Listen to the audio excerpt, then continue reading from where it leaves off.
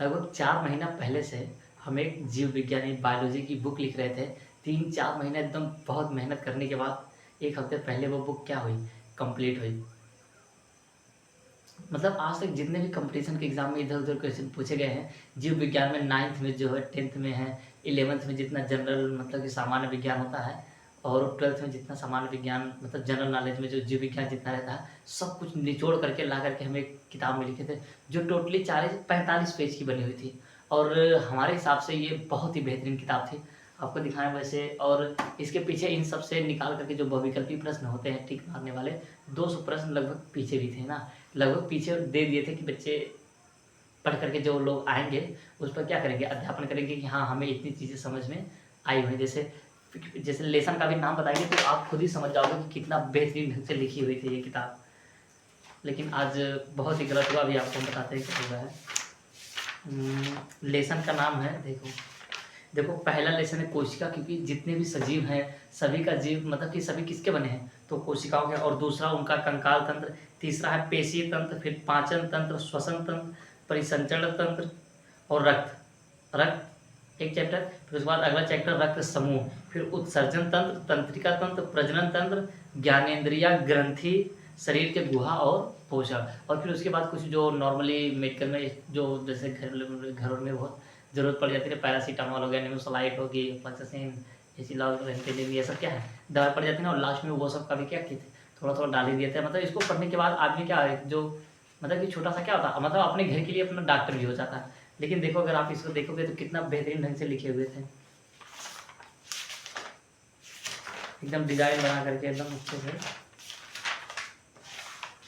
इतनी सारी मेहनत हमारी क्या हुई, देखो मतलब किडनी का यहाँ पर चित्र बनाए, यहाँ पर वो किडनी का चित्र वो तो खुद ही डालते हैं ना, देखते हैं।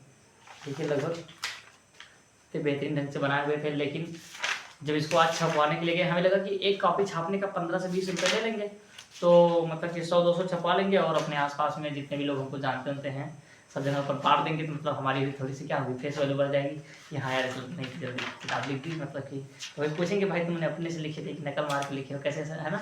तो लोगों के दिमाग में बातें चलती, तो मतलब कि हमारी तस्वीर उनके दिमाग में बनती ही नहीं बनती। लेकिन जब आज इसको छपवाने के लिए गए, तो एक बुक छापने का मांग रहा था 65 रुपये। हाँ, 65 रुपये तो देने के लिए तो ठीक ही था, तो दे ही देते, 100-200 बुक छपा ही लेते। लेकिन उसके बाद कह रहा कम से कम ये आपकी किताब छपेगी 1000 पीस। अब लो भाई, 65 रुपये की एक बुक छापेगा और वो भी 1000 पीस। और 1000 पीस हम छपवा करके करेंगे क्या।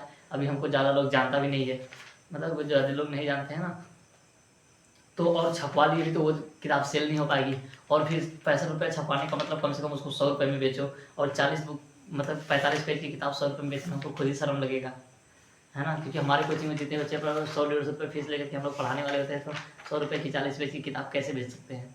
और फिर मतलब बहुत अफसोस लगा। तो 65,000 रुपये लग रहे थे, तो 65,000 रुपये उनको दे करके हम किताब छपवा करके ला करके अपने घर में रखें। तो पता नहीं क्या। अब भाई साहब, आप ही लोग फटाफट चैनल को सपोर्ट करो और इसकी किताब जल्दी से छपवाएँ।